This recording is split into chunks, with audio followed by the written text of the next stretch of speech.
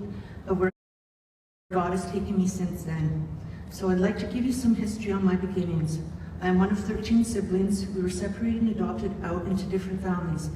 It wouldn't be until my recovery path that I would be reunited with some of them.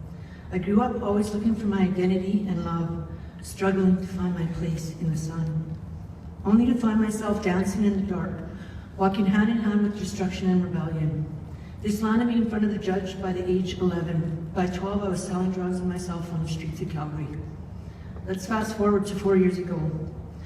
I found myself at the hospital Christmas Day with the very real threat of having both my legs amputated from the knees down, from shooting up so bad. My health was depleting rapidly. The doctor informed me the chance of me making it through the year was slim. I also had a warrant out for my arrest. The Crown was asking for a 7-year pen bid. It was then in the darkest of my days, I yelled up to the heavens and I shouted up to the sky, "Help me, whoever you are, I don't want to die this way." At which point, I went to Bonnyville Treatment Center. It would be the last of 15 treatments. In steps Wellsprings and Creator God's Man flavor, bringing me closer to my place in the sun. My counselor there was Allison. I swear, she was handpicked by God to guide and support me. At first, I remember her being a bit too friendly, but her constant encouragement that brick by brick my walls came down. She has forever imprinted on my heart what it truly means to serve. Wellsprings and their awesome facilitators gave me the tools, the confidence, and the self-discipline. That was my foundation on which I stay steadfast on today. Since the Wellsprings day, God has used me as his vessel to bear witness to the salvation and transformation he has done in my life.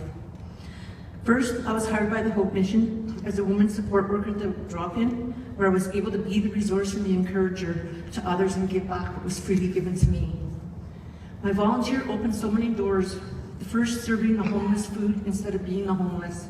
Then sitting on community resource groups with the same people who at one time or another had helped me. Then I attended a Christian Women's Conference in Calgary, where Patricia King prophesied I would cross the nations passing on the good news. And with my service work with Salvation Army, I attended the World Human Trafficking Conference in Europe a year and a half ago. Something I have become passionate about and would return there 2 more times to sit on forums and train others in outreach ministries. I spent a year and a half every Friday ministering to the women on the Sally Ann Parvan, feeding and praying for the women of the night with my friend Christine, who used to pray for me when she picked me up on it when I had been out there. I was invited on a women's journey as a client. Now I am a team member. There are 2 amazing people in this church, in fact, Louise and Rudy, surprise.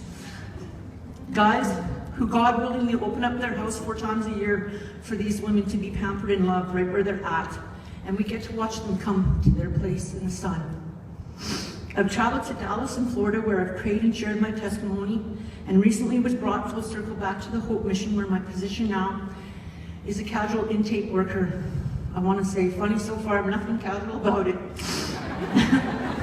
I get to support and encourage other women like myself, finding something over the top priceless. I have my family back in my life. My daughter and my 2 grandbabies live here, and I have numerous amazing friends. Some of them sit among you, Carrie, Christine, and many others. You have sat and carried me when I needed them, and even when I thought I didn't, through trials and victories in my life.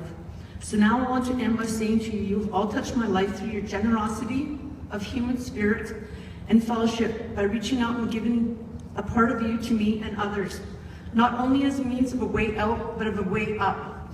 For me, my family, and our community as a whole, I truly believe that this is the greatest lesson my Creator and you have taught me, that I cannot keep what I have without giving it back. For this, I am eternally grateful. I'd like to end with 1 Samuel 2, verse 7-8. God rekindles burnt out lives with fresh hope, restoring dignity and respect to their lives, a place in the sun. Mikuj.